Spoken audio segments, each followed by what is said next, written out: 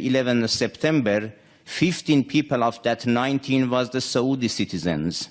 So it seems that, and also now in this room, I think that many people also knows that which country or which countries has supported the Daesh for many years. Just I would like to mention that the things that Minister mentioned here is completely against and opposite to the policy of the European Union leaders and even United States that does have relations with Iran regarding especially the recent cases of the nuclear negotiation. And also there's some kind of the relations that also Iran has with other regional countries shows that Iran also has some kind of the logical policy. Inviting Iran to present in the coalitions that for the things that for them solving the problem in Syria shows that Iran is a main partner for the solving the problem in the Syria. That's all. Now on the third issue, the Honorable Consul General from Iran, I didn't say anything that was not based in fact. Doesn't the Iranian constitution say export the revolution? Doesn't the constitution say take care of the Shia, the dispossessed, as you call them? Didn't Iran create Hezbollah? Didn't Iran attack more than a dozen embassies inside Iran in violation of all international laws? We didn't attack them. Iran did. Didn't Iran manage, plan, and execute the 1996 attack in Khobar Towers against the American Marines? Yes, they did. The control officer was Brigadier General Sharifi. You're a military attaché in Bahrain. The bomb maker was Hezbollah. The explosives came from the Bekaa Valley. The top 3 leaders of the plot escaped and have been living in Iran ever since. Isn't that sheltering terrorists? One of them we captured last year in Lebanon with an Iranian passport, not a Saudi passport, even though he's a Saudi citizen. Isn't that aiding and abetting terrorists? We didn't make this up.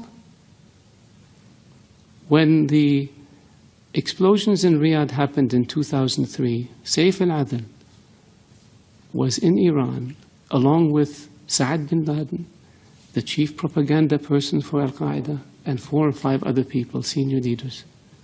Iran harbored them and protected them. We asked for them to be extradited. It was refused. Some of them are still in Iran. We didn't invent this. This is the fact. The order to blow up 3 housing compounds in Riyadh in 2003 was made by Saif al-Adil, the chief of Al-Qaeda operations, while he was in Iran. We have the phone conversation on tape. We didn't make this up. Ronald Reagan used to say that facts are stubborn things. They are stubborn because we can't get around the fact. Hezbollah is a terrorist organization. Attacking embassies is very clear. They don't just blow themselves up. Somebody does it. Killing diplomats. Diplomats don't commit suicide by shooting themselves 3 times. Somebody's responsible. Iranian agents have been linked to terrorist attacks in Europe, to terrorist attacks in South America. We didn't make this up. This is the world. This is evidence. And so, yes, we wish and hope that Iran, a great nation, can be a great neighbor to us. But it takes 2 to tango. It takes willingness to give up this expansionist, aggressive policies and return to international norms and behaviors if you want people to deal with you. And our hand is extended to Iran. It has been for 35 years.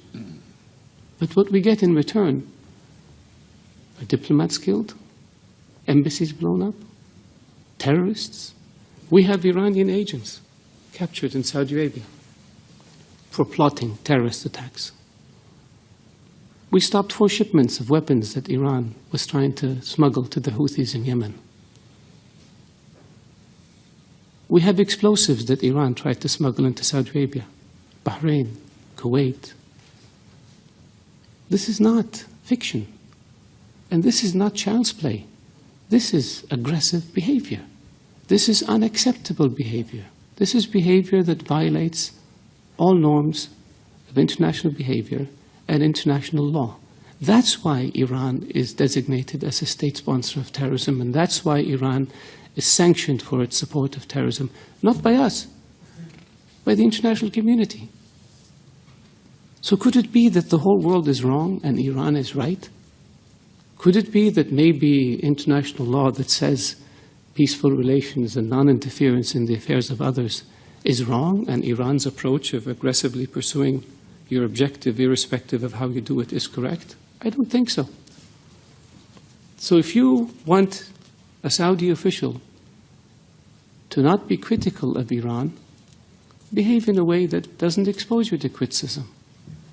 And so far, your history has been one of death and destruction, disregard for international law, and disregard for principles that have existed since the advent of nations, which is good neighborliness and non-interference in the affairs of others.